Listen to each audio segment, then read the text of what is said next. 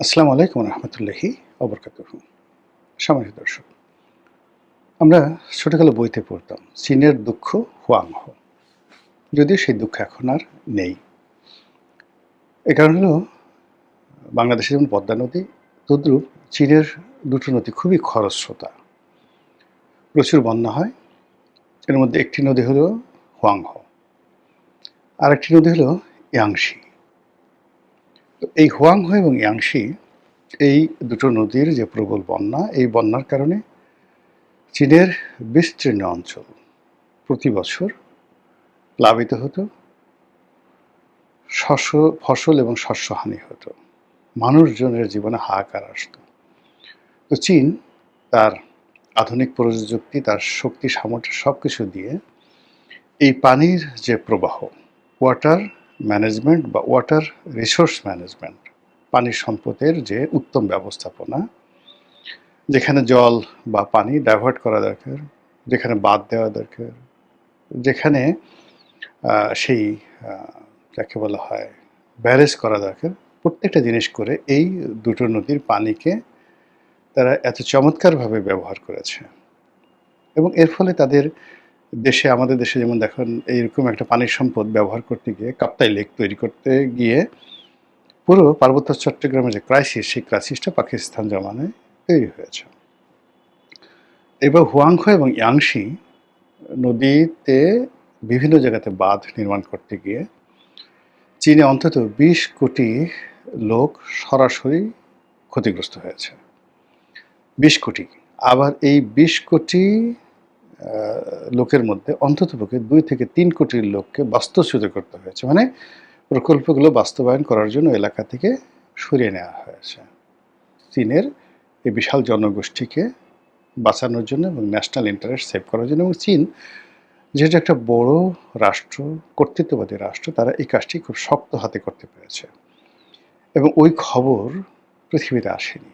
যেমন ধরুন, বিল ক্লিনটনের জামানাতে আমেরিকা খুব টাকা পয়সা দিয়ে চীনে একটা বিরাট বিপ্লব করার চেষ্টা করলো, দেং জিয়াওপিং এর জমানাতে। তা আমরা সেই তিয়ান আনমেন স্কোয়ারে বেইজিং বিশ্ববিদ্যালয়ের ছাত্ররা যে আন্দোলন করলো, আমাদের বাংলাদেশে যে কোটা বিরোধী আন্দোলন, এই আন্দোলন মানে ওটার কাছে একটা মশাও না। তিয়ানআনমেন স্কোয়ারে যে আন্দোলন হয়েছিল ৮০-র দশকে, আপনারা চিন্তা করে দেখেন, চীন সেই ছাত্রদের উপরে সারা বিশ্বকে তাক লাগিয়ে দিয়ে সেই ট্যাঙ্ক উঠিয়ে দিয়েছিল। কত হাজার ছাত্র যে ট্যাঙ্কের তলে পড়ে মারা গেছে তার কোনো ইয়াত্তা নাই। বিপ্লব একেবারে চিরজীবনের জন্য মানে তিয়ানআনমেন স্কোয়ারে কবর দিয়ে দেওয়া হয়েছে। এই হলো চীন। তো তারা তাদের নিজেদের দেশে কিভাবে, ধরেন আপনি বিয়ে করবেন, সন্তান লালন পালন করবেন, এমনকি আপনি সেক্স করবেন, প্রত্যেকটা ব্যাপারে সরকারের নির্দিষ্ট নিয়মকানুন রয়েছে। এর বাইরে হলে গ্যাসাং কল্লা শেষ করে দেবে। তো সেই চীনের সঙ্গে যদি আপনাকে ধারণ করতে হয় তার রাজনীতি, অর্থনীতি সব কিছু, প্রথমত আপনাকে এক্সপার্ট হতে হবে। চীনা অর্থনীতি, কৃষ্টি, কালচার এবং বিশেষ করে এখনকার যে শাসন ব্যবস্থা, এই ব্যাপারে এক্সপার্ট না হলে আপনি চীনের বন্ধুত্ব পাবেন না। চীন কারোর সাথে আসলে এইভাবে কোনো সফট শত্রুতা ছাড়া এভাবে শত্রুতা করে না। এবং আমেরিকা দেখুন চীনের সাথে বহুবার শত্রুতা করতে গিয়ে নিজেরাই কিন্তু দেউলিয়া হয়ে পড়েছে। তাদের আজকের যে গুগল,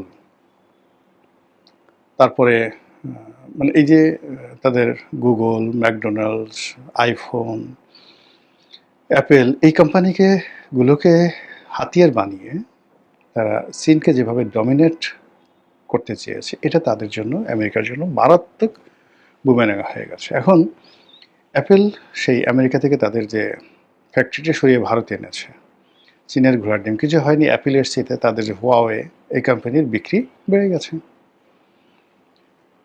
সেই টেসলা কোম্পানি দিয়ে তারা ভাব দেখানোর চেষ্টা করেছে, সেখানে বিওয়াইডি, তারপরে শাওমি, তারপর হুয়াওয়ে, এরা যে ইভি ইলেকট্রিক ভেহিকেল তৈরি করেছে, এদের যে আউটপুট এবং প্রাইজিং, এটা যদি চলতে থাকে আর কিছুদিন পর ইলন মাস্কের টেসলা জাস্ট দেউলিয়া হয়ে পড়বে।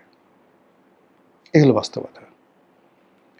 তো সেই চীনের সঙ্গে আমরা যারা বাংলাদেশ, আমরা যদি পাঙ্গাল নিতে যাই, চালাকি করতে যাই, না বুঝে তাদের সঙ্গে মানে খুব চুমাচুমি করতে যাই, এতে আমাদের যে কী হবে, মানে আমরা নীলকণ্ঠ না হলে আমাদের সারা শরীর কালো হয়ে যাবে।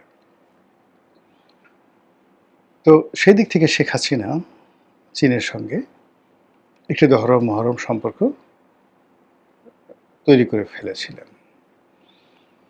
কিন্তু সেই দহরম মহরম সম্পর্কের কারণে শেখ হাসিনার পতনটা খুব দ্রুত, যাকে বলা হয়, তাকে কাঙ্ক্ষিত মাকামে নিয়ে গেছে। যদি চীনের সেই একসময় মানে বাংলাদেশের পররাষ্ট্রমন্ত্রী মোমিন সাহেব বলছেন, কেন আমরা চীনে যাব না, চীন আমাদেরকে বিনা শর্তে টনচাপ মানি দিচ্ছে, বস্তা ভস্তা টাকা দিচ্ছে, আমাদের চীনের সাথে সম্পর্ক রাখতে হবে, দিল্লির সঙ্গে সম্পর্ক রাখতে হবে, দিল্লির সাথে আমাদের সম্পর্ক স্বামী স্ত্রীর মতো, এটা তো বন্ধন ছিন্ন হবে না, আর চীনের সাথে আমাদের টাকার জন্য সম্পর্ক রাখতে হবে। এটা শুনতে খুব ভালো শোনা গিয়েছিল, কিন্তু যেটা কাজটা করা হয়েছে, আজ যে বাংলাদেশের বিভিন্ন জায়গাতে চীনের যে কর্তৃত্ব আপনি কল্পনা করতে পারবেন না। জাস্ট ছোট্ট একটা উদাহরণ দিই। এই যখন এই এক্সপ্রেসওয়ে বা মেট্রো রেলের কাজ চলছিল, আমি তো যোগাযোগ মন্ত্রণালয় স্ট্যান্ডিং কমিটিতে মানে 3টা সাব কমিটির চেয়ারম্যান ছিলাম।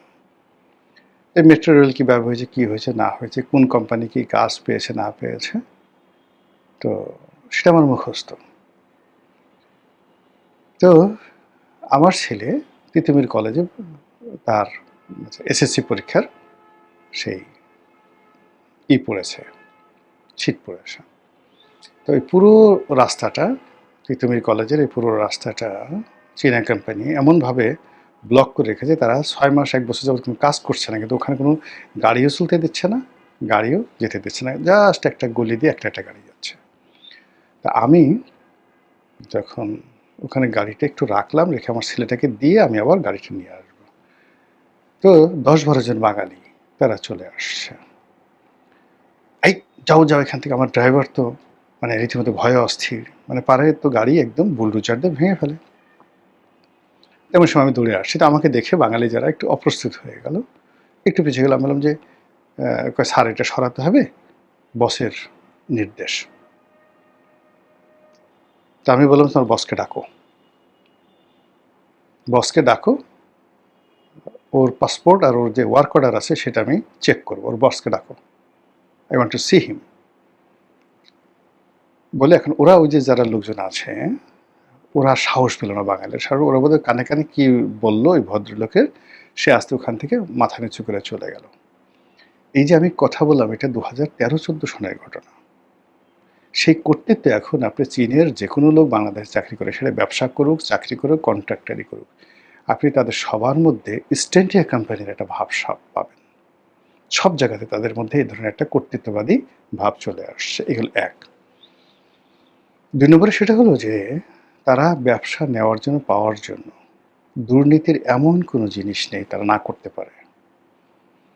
এই যে ঢাকা চট্টগ্রাম হাইওয়েটা তারা নির্মাণ করেছে, 20 বার না 30 বার এটা শুধু সময় বাড়িয়েছে, এবং প্রকল্প ব্যয় প্রত্যেকবারই, যেখানে ধরেন কথার কথা 5 গুণ 6 গুণ এটার প্রকল্প ব্যয়, এই 4 লেন করতে গিয়ে প্রকল্প ব্যয় তারা বাড়িয়েছে। এর সাথে মন্ত্রী, এমপি, কন্ট্রাক্টর, টাউট, বাটপার সব জড়িত।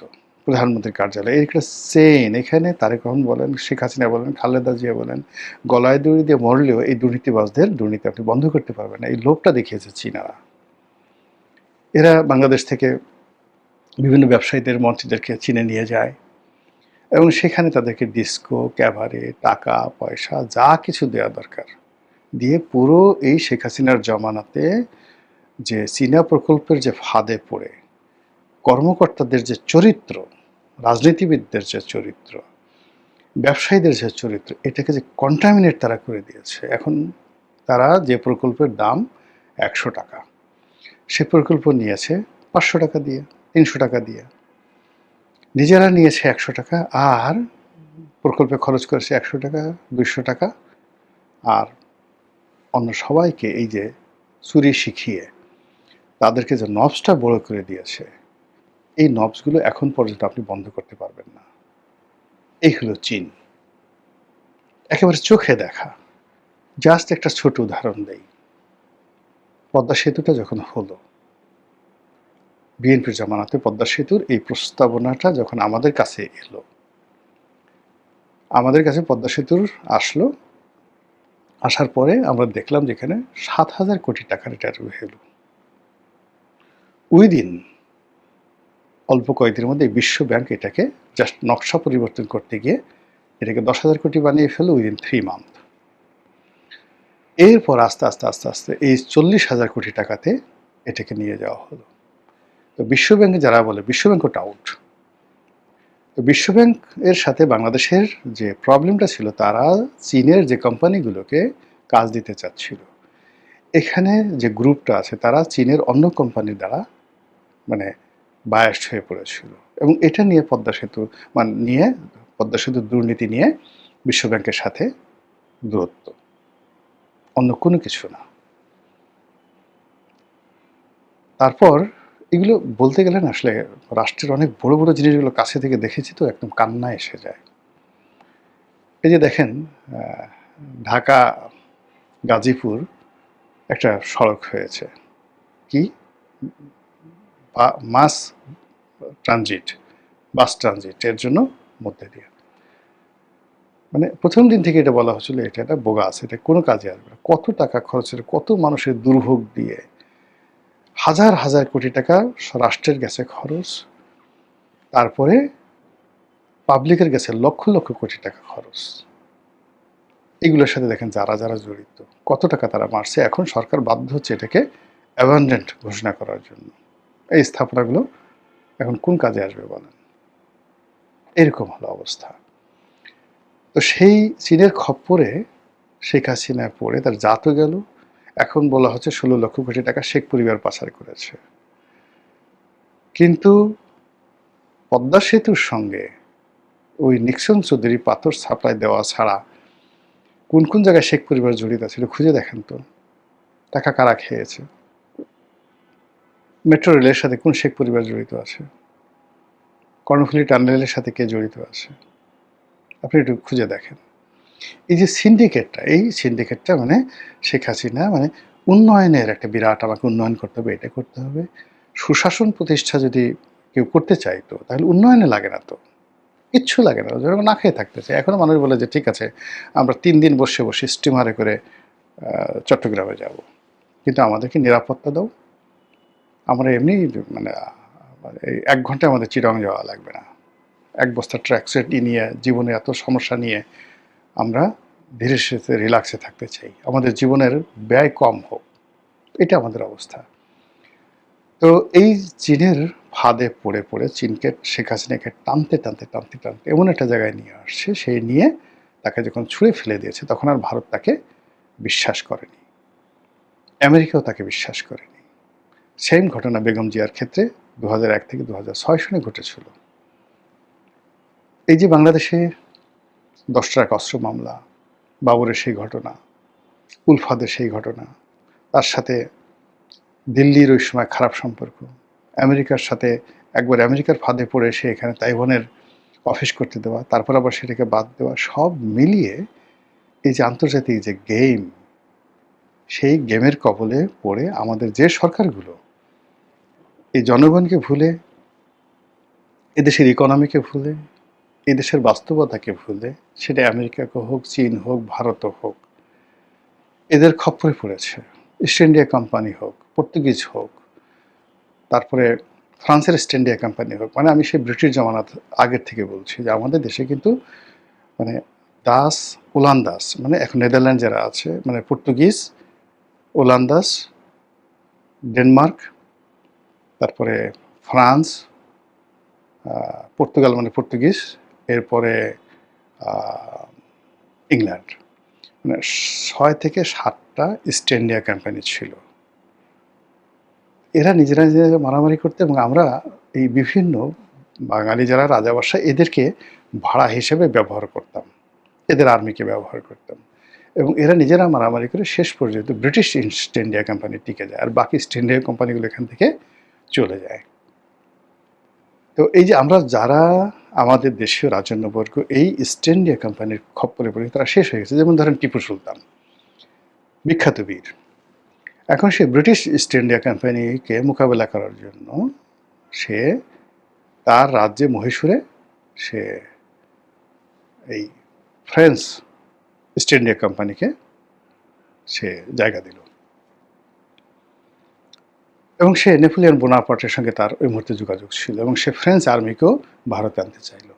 কিন্তু শেষ পর্যন্ত দেখেন টিপু সুলতান শেষ, তার বাবা হায়দর আলী শেষ, সব কিছু শেষ। এরকম অসংখ্য ঘটনা আমাদের দেশে ঘটছে। যে আমাদের বাংলাদেশে ধরেন বাংলা বিহার উড়িষ্যার, আমরা যেভাবে মানে আসলে ইতিহাস পড়ি, ইতিহাসটা এত সহজ নয়। এখানে there are many things behind the scenario রয়েছে। আর এখন এই বাংলাদেশে কিন্তু অনেকগুলো ঘটনা ঘটছে। আমার বক্তব্য হলো, যেই রোগে বেগম খালেদা জিয়া আক্রান্ত ছিলেন, মানে এই চীন রোগে আক্রান্ত হয়েছিলেন, যে রোগে শেখ হাসিনা আক্রান্ত হয়েছেন, সেই একই রোগে কেন তারেক রহমান সাহেব একেবারে নিজে দৌড়ে গিয়ে সে চীনের ওখানে গিয়ে পড়তে হবে? একটু মাথা ঠান্ডা করে আমাদের যা কিছু আছে সেগুলো নিয়ে যদি আমরা একটু মানে নিজেদেরকে গ্রো আপ করতে চেষ্টা করতাম, সমস্যা সমাধান করার চেষ্টা করতাম, বিকল্প চিন্তা করতাম, তারপরে কোনো একটা দেশে যাওয়ার জন্য একটা কনক্রিট একটা ধারণা নিয়ে লেনাদেন, আমি আপনাকে এটা দেবো, আপনি আমাকে এটা দেবেন, এটা শুধু ওপেন, একদম ওপেন, কোনো বাংলা কথা ওপেন। এখানে ঢাকাতে আলোচনা হবে, ওই পর্যায়ে আসবে, প্রধানমন্ত্রী যাবেন প্রেসিডেন্টের সঙ্গে জাস্ট একটা সাইনিং সিরিমনির জন্য, একটা নেগোসিয়েশনের জন্য, রিলেশন করার জন্য প্রধানমন্ত্রী বা প্রেসিডেন্টের বৈঠক দরকার নাই। এর আগে মিস্টার শি বাংলাদেশে এসেছিলেন, $40 বিলিয়ন বিনিয়োগ করবেন, 40 টাকাও বিনিয়োগ করা হয়নি। মধ্যখানে এই যে প্রেসিডেন্ট শি বাংলাদেশে এসছেন, এই ধাক্কা সামাল দিতে দিতে শেখ হাসিনাকে মানে ভারতের কাছে আরো 10 বার করে অবনত হতে হয়েছে। ইতিহাস আমাদের সামনে থাকে ভবিষ্যতের জন্য পাথেয় হয়ে, বর্তমানকে সুন্দরভাবে সুসংগত করার জন্য। চীনের সঙ্গে আমাদের যে সম্পর্ক পাকিস্তান জমানা থাকে, সেই সম্পর্কটার ধারাবাহিকতা যদি আপনি রক্ষা করেন, তার সঙ্গে অতীতে চীনের যে সম্পর্ক, চীন কিন্তু আমাদের দেশে বহু বছর তারা এই বাংলাদেশে শাসন করেছিল, বহু বছর তারা শাসন করেছিল। পুরো ভারতবর্ষের একটা বিরাট অংশ কিন্তু চীন একটা সময় দখল করে নিয়েছিল, সেটা ভিন্ন ইতিহাস। তো কাজেই চীন কোনো দেশে সাম্রাজ্যবাদী না, চীন সাম্রাজ্যবাদী সব জায়গায়, যখন তাদের সেই ইউয়ান ডাইনেস্টি ছিল, মানে মানে যাকে বলা হয় কুবলাই খানের জমানাতে, তারা পুরো ইউরোপকে তছনছ করেছে, মধ্যপ্রাচ্যকে তছনছ করেছে, 200 ইয়ার সারা পৃথিবী তারা কাঁপিয়েছে। আর সারা পৃথিবীতে এই চীনের অত্যাচারের কারণে পরবর্তীতে সারা পৃথিবী, সেই ওলান্দাস, আমেরিকা, তারপরে জার্মানি, জাপান, সবাই দল বেঁধে প্রায় 400-500 বছর ধরে এই চীনের উপর চাপ প্রয়োগ করেছে। ফলে ইতিহাস এত সহজ নয়। আপনি যখন কোনো একটা জাতির সঙ্গে নেগোসিয়েশন করবেন, তার সঙ্গে বাংলাদেশের সম্পর্ক কি, এই ভূখণ্ডের সম্পর্কে আপনি ইচ্ছে করলে 1000 বছরের ইতিহাস একটা ডট তৈরি করে তারপরে আলাপ আলোচনা করলে it will be better for everybody. আসসালামু আলাইকুম রহমতুল্লাহি ওয়া বারাকাতুহু।